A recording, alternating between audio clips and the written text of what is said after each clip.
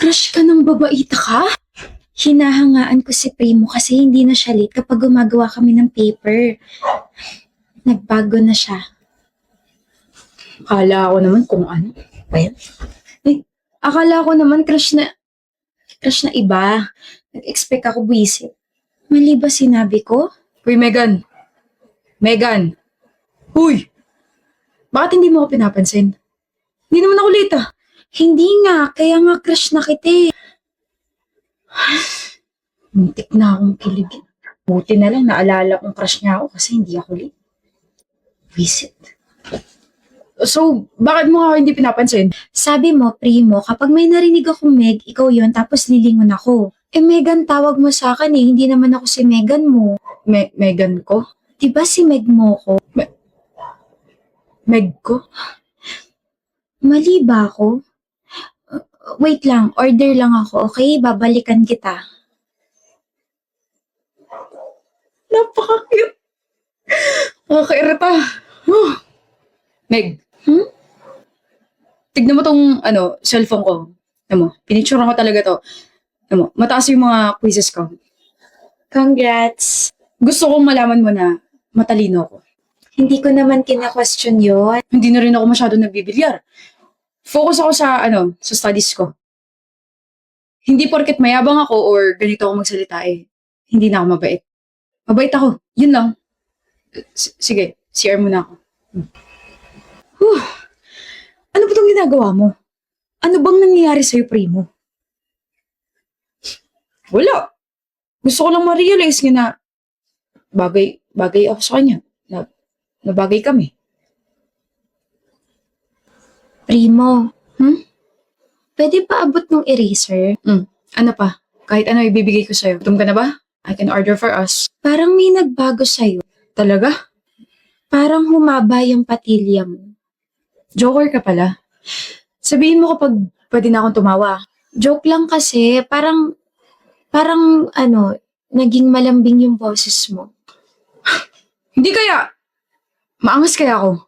Mali ba ako? Sabi kasi ng best friend ko, matuturo ako mag-observe ng tao para daw hindi na raw ako natitake advantage. Aba, dapat lang. Pero, ano pang na-observe mo sa akin? Ayoko na palang malaman. Huh? Kinikilig ako sa paraan ng pagtitig mo. Meg. Alam mo bang may mas ihahaba pa yung pangalan mo? Huh? Meg. Megan. Meganda ka. Alam ko.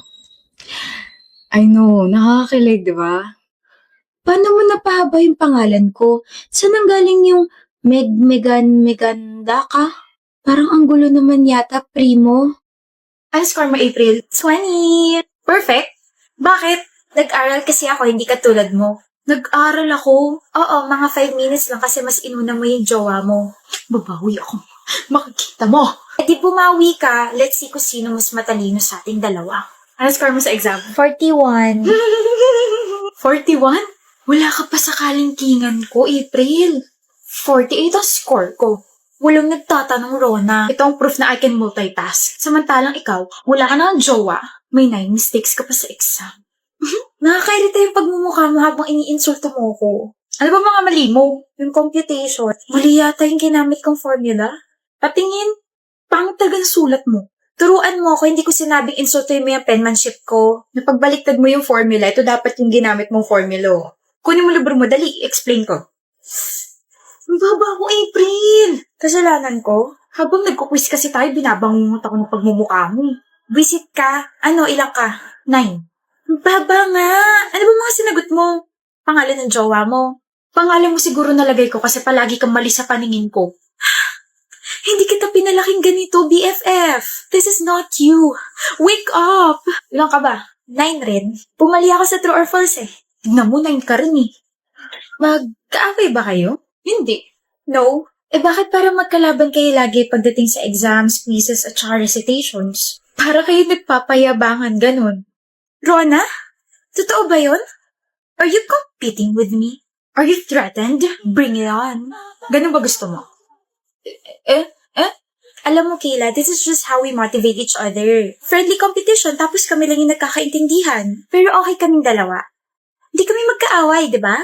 Oo, hindi kami magkaaway. Palagi ko nga siyang tinuturuan kasi mas matalino ko kaysa sa kanya eh. Mas matalino ako. Mas napaka-sobrang talino. Mag-best friend nga talaga kayo. Kayo lang talaga nagkakaintindihan. Excuse me. Ganda-ganda mo talaga. Hindi naman masyado, babe. Yes, babe. Jamie! Oh. Marky! I thought you're with your family. Jamie, I can explain. Sige nga, let me hear your explanation. Hindi ko siya girlfriend. Of course, she's not your girlfriend. Nasa harap mo ngayon yung girlfriend mo. Right, I mean, she's just a family friend. Pero babe, ang tawag mo sa kanya. That's her name. Okay, I believe you. Yes, thank you. Do you really think na uto-uto ako? Na paniniwalaan ko yung mga pinagsasabi mo? Marky, my gosh, baby. You know that I'm pretty smart. Consistent honor student ako since high school and gumraduate ako ng magna cum laude. Malakas pa yung instincts ko, so bakit kaya ako nandito sa village ng babae mo? You're right.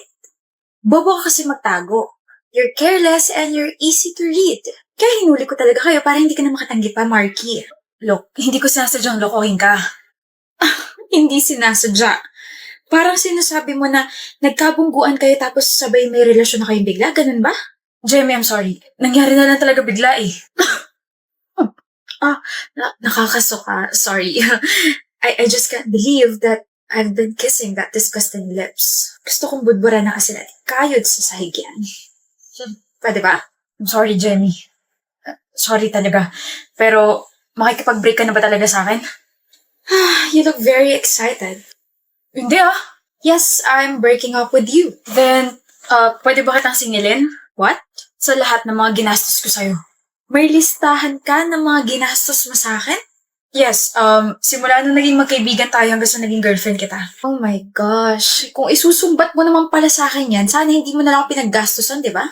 Girlfriend kita eh. That's the point. That's your own will. But now... Oh, you know what? Never mind. How much? 132,498.67. Here's your check. Oh, how about let me charge you for cheating on me? Yeah, sure. Give and take? Yeah. I want your position in my company. What? No. That's too personal, Jamie. Mawawalan ako ng trabaho. No. You made this personal, Marky. Also, I can't work with cheaters. Nakakasuka yun. That's unethical. Yung cheque. Kahit yung cheque na lang. Fine. Here, that's 150,000. I hope enough. Naawa naman kasi ako sa'yo bigla eh. Thank you, Jamie. As in, sobrang thank you. And sorry talaga. You're welcome. 150,000. Walang pirma. Walang pirma yung cheque. Let's go, babe. Ano yan? What? What the heck are you wearing, John? Damit. Nakikita ko nga pero polo na pang tito and a denim jeans and what the heck is that? An old shoes? Parang 2 generations na yata pinagdaanan yun ang pangit. Don't insult my rubber shoes. Pinag-ipunan ko to. Tsaka Sarah, I don't see anything wrong with my clothes.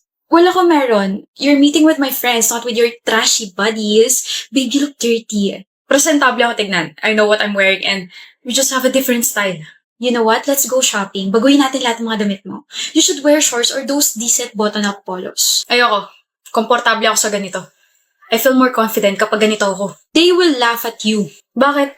Kasi ganito suot ko. Parang yun lang? Eh ano naman kung tawanan nila ako? Eh ganito gusto ko suotin eh. You don't understand. Ano ba hindi ko maintindihan ha? Sige nga Sarah. Ano yung hindi ko maintindihan? Yung itsura mo, tsaka yung pananamit mo. It matters to me because you're now carrying my name. Ano na lang sasabihin ng mga bago kong friends sa akin kapag nakita nilang ganito suot mo? Magiging katatawanan ako, John. So this is about you naman pala. Mas importante pa yung sasabihin nila.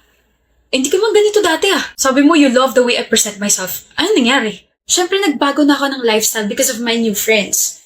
I mean, they are popular and I can see that. Ang hirap mo naman pakisamahan, John. Kung ayaw mong baguhin kita, pues magbabago na lang ako ng boyfriend. Okay. What? Kung babaguhin mo ko dahil lang sa opinion ng mga kaibigan mo, maghanap ka na lang ng bagong dadalhin sa kanila.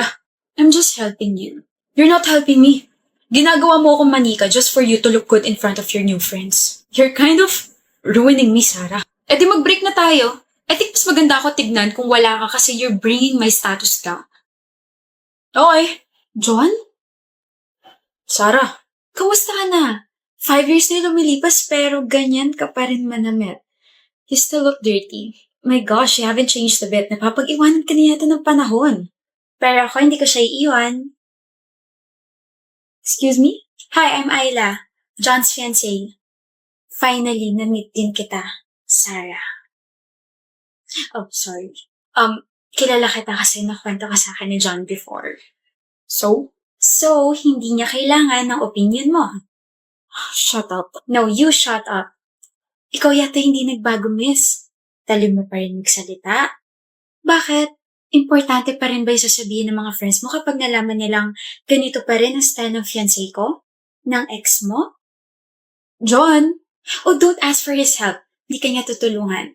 Well, kapag ex na, bawal na magmakapal ang mukha. You know, Sarah, I'm sorry pero I'm very happy na nakapaghiwalay ka sa kanya. Kasi I get to see him every single day and appreciate John for just being himself. Kaya umalis ka na dahil ang sakit mo sa mata. whatever. Whatever.